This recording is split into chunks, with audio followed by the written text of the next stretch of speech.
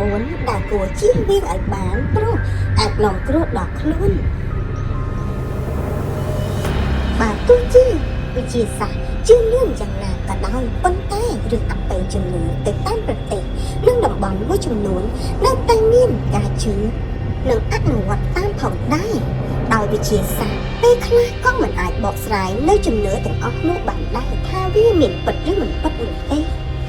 ថ្ងៃនេះខ្ញុំនឹងនាំលោកអ្នកទៅស្គាល់អំពីអបិយជំនឿទាំង4ធំនៅលើជុំវិញពិភពលោកដែលមនុស្សភាគច្រើន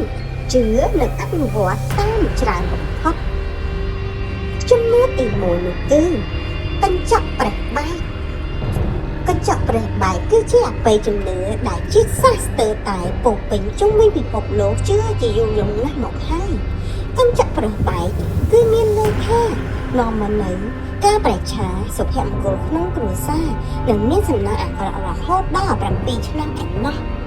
ប្រសិនបើនៅប៉ែកអាស៊ីកញ្ចក់គឺតំណាងឲ្យព្រលឹងក្នុងការដែលយើងប្រើកញ្ចក់ប្រេះបែកនេះគឺធ្វើឲ្យមានវិញ្ញាណអាក្រក់សង្ឃឹតនិងព្រលឹងដែរនៅវល់វល់នៅក្នុងកញ្ចក់នោះធ្វើឲ្យអ្នកដែលគេលក់អ្នកដែលរស់នៅក្នុងផ្ទះគឺរស់នៅមិនបានសុខទេជាពិសេសគឺកញ្ចក់ប្រេះបែកតែម្ដងគេជឿថានៅពីស្ក្រោយកញ្ចក់បែកបើមិនយកទៅចោលទេគេជឿថាមានព្រលឹងនឹងចង់អាឃាតវិញ្ញាណអាក្រក់ដែលសង្ឃឹតដែលបង្កដល់គ្រោះមហន្តរាយដល់អ្នករស់នៅក្នុងផ្ទះទៀតផង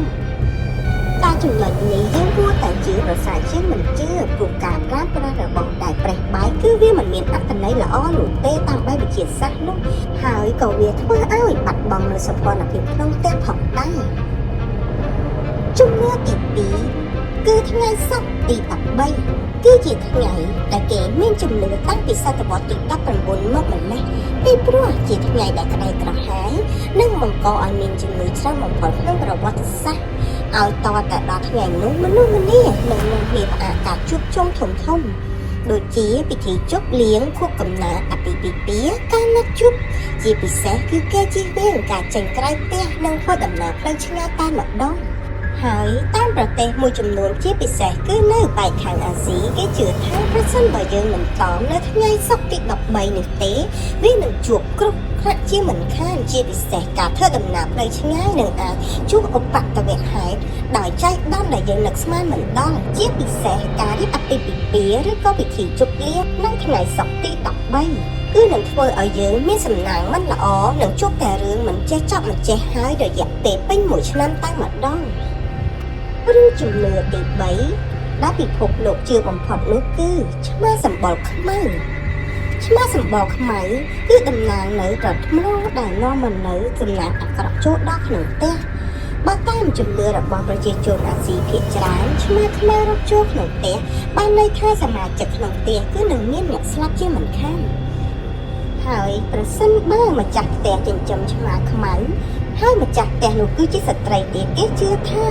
នាងនឹងខ្លាចទៅជាធ្មប់ឬក៏ជាអ្នកស្នងនៅអំពើអាគមទៀតផង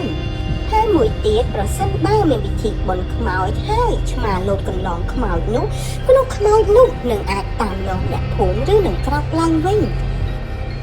តាមជំនឿទាំងអស់នេះហើយទើបបានជាគេហាមដាច់ខាតមិនឲ្យចិញ្ចឹមឆ្មាខ្មៅនោះទេពីព្រោះវានាំតែគ្រោះនិងហានិភ័យចូលដល់ខ្លួនយើងនិងក្រុមគ្រួសារទៀតផង